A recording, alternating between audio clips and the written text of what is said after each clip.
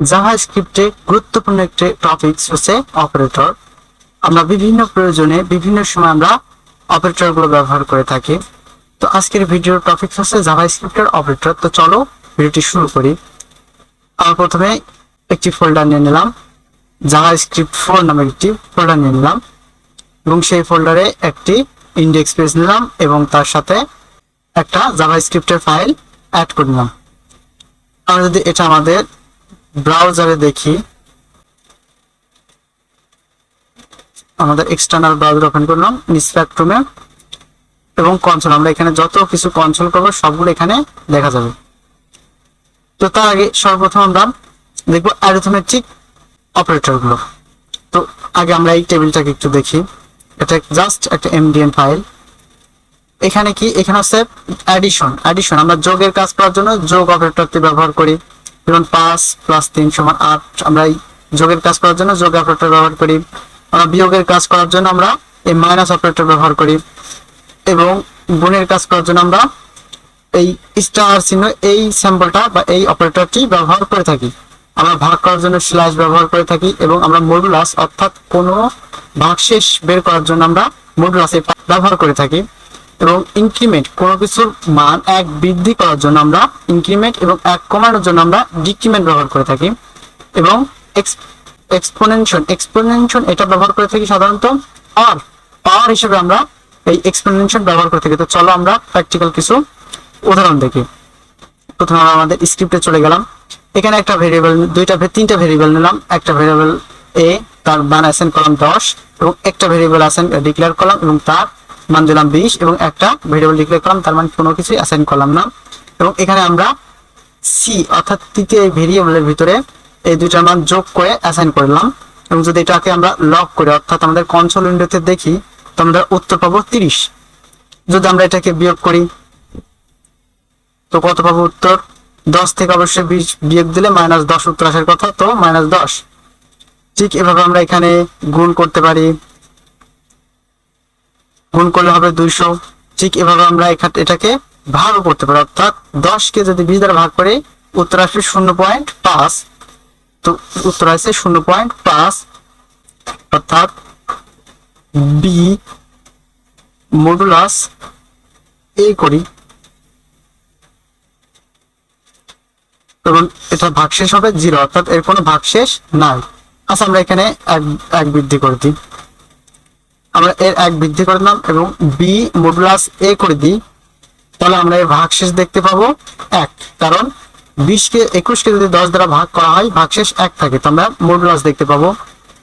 ঠিক আমরা যদি বি এর মান বা সি এর মান যাই আছে তার থেকে যদি ইনক্রিমেন্ট করে দিই, প্লাস ইনক্রিমেন্ট করে দিই, তো আমরা সি এর মান দেখবো 1 নান, অর্থাৎ সি এর মান কিছুই ছিল না। আমরা সি এর এটা ইনিশিয়াল মান দিয়ে দিই, আমরা সি এর মান ইনিশিয়াল মান দিয়ে দিলাম 1, যদি 1 দিয়ে দিই এবং এখান থেকে ইনক্রিমেন্ট হবে অর্থাৎ 1 থেকে 2 হবে এবং আমাদের 2 দেখাবে উত্তর, 2। এই যে এখানে 2। আমরা যদি ডিক্রিমেন্ট করি সি এর মান মাইনাস, তো দেখবো 0, কারণ সি এর মান ছিল 1 এবং আরো 1 কমানো হয়েছে, এটা হলো ডিক্রিমেন্ট। আচ্ছা, আমরা সি এর মান যদি আমরা 2 রাখলাম বা আমরা 20 রাখি, 20, হ্যাঁ এবার আছে।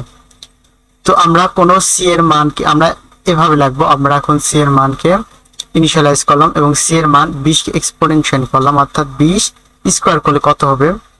20 স্কয়ার করলে 400 হয়।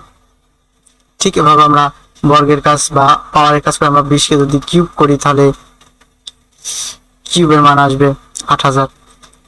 ঠিক এটা হলো অ্যারিথমেটিক অপারেটর গুলোর ব্যবহার। তো চলো এবার আমরা অ্যাসাইন অপারেটর দেখি। অ্যাসাইন অপারেটর খুবই সহজ, মানে আমরা আগে অলরেডি ব্যবহার করে ফেলেছি। অ্যাসাইন, যেমন আমরা একটা ভেরিয়েবল নিলাম, যে কোনো ভেরিয়েবল, সাম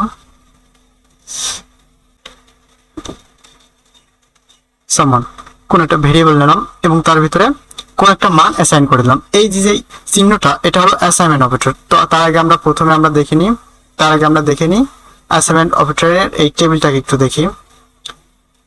আচ্ছা, আমরা এই টেবিলটাকে দেখি। অ্যাসাইন সমান চিহ্ন দ্বারা আমরা কোনো ভেরিয়েবলে ভ্যালু অ্যাসাইন করি। প্লাস সমান এর মানে কি? এর মানে হলো পূর্ববর্তী ভেরিয়েবলের যেই ডাটাটা থাকবে সেই ডাটার সাথে আরো নতুন ডাটা যোগ করে অ্যাসাইন করো। প্লাস মাইনাস সমান কি? পূর্ববর্তী ভেরিয়েবলের যেই ডাটাটি থাকবে সেই ডাটা থেকে বাদ দিয়ে আবার ফের ওই নতুন ডাটাকে অ্যাসাইন করো। এবং মাল্টিপ্লাই অ্যাসাইনমেন্ট এর মানে কি? এর মানে হলো পূর্ববর্তী ভেরিয়েবলে যেই ডাটাটি থাকবে ওই ডাটার সাথে নতুন ডাটাটি গুণ করে অ্যাসাইন করো। তো চলো আমরা বাস্তবে এর উদাহরণ করে দেখি। আমরা কোন একটা ভেরিয়েবল নিলাম সামওয়ান, এবং সামওয়ানের ভিতর কোনো কিছু অ্যাসাইন করে দিলাম, একটা ভেরিয়েবল, এবং সমান চিহ্ন দ্বারা আমরা কোনো কিছু অ্যাসাইন করে দিই। আচ্ছা, আমরা সামওয়ানের সাথে আমরা এখন অন্য কোনো কিছু যোগ করব। কিভাবে করব? আমরা যোগ করতে পারি যে সামওয়ান সমান সামওয়ান প্লাস 5, এবং এটা যদি লক করে দিই সামওয়ান, তো আমরা দেখব সামওয়ানের সাথে যোগ হয়ে গেছে। তো আমরা ঠিক এই কাজটি আমরা সামওয়ান না লিখে শুধুমাত্র এই সমানের আগে একটা প্লাস চিহ্ন ব্যবহার করলে ঠিক সেম কাজটি হয়ে যাবে, ঠিক সেম কাজটি হবে। ঠিক এভাবে আমরা প্লাস অ্যাসাইন করতে পারি, আমরা মাইনাস অর্থাৎ বিয়োগ করে সামওয়ান থেকে কিছু বিয়োগ করে আমরা অ্যাসাইন করতে পারি, আমরা গুণ করেও অ্যাসাইন করতে পারি, এবং আমরা এক্সপোনেনশিয়াল করেও অ্যাসাইন করতে পারি। 5 উপর 5 দিলে ঠিক এত বড় একটা উত্তর আসবে। তো এই গেল আমাদের অ্যাসাইন অপারেটরের ব্যবহার। তো এবার আমরা একটা গুরুত্বপূর্ণ অপারেটর দেখব, সেটা হলো টার্নারি অপারেটর। আসলে টার্নারি অপারেটর কোথায় ব্যবহার হয়? সাধারণত আমরা ইফ এবং ইলস একটা ছোট্ট একটা স্ট্রাকচারের ভিতরে এমন হয় যে একটা ভ্যালুর মান যদি সত্য হয় তাহলে আমরা ওইটাকে অ্যাসাইন করব, না হলে অন্য একটা ভ্যালুকে অ্যাসাইন করব। অনেক সময় এমন একটা সমস্যার সম্মুখীন হয়। তো চলো একটা উদাহরণ দেখি।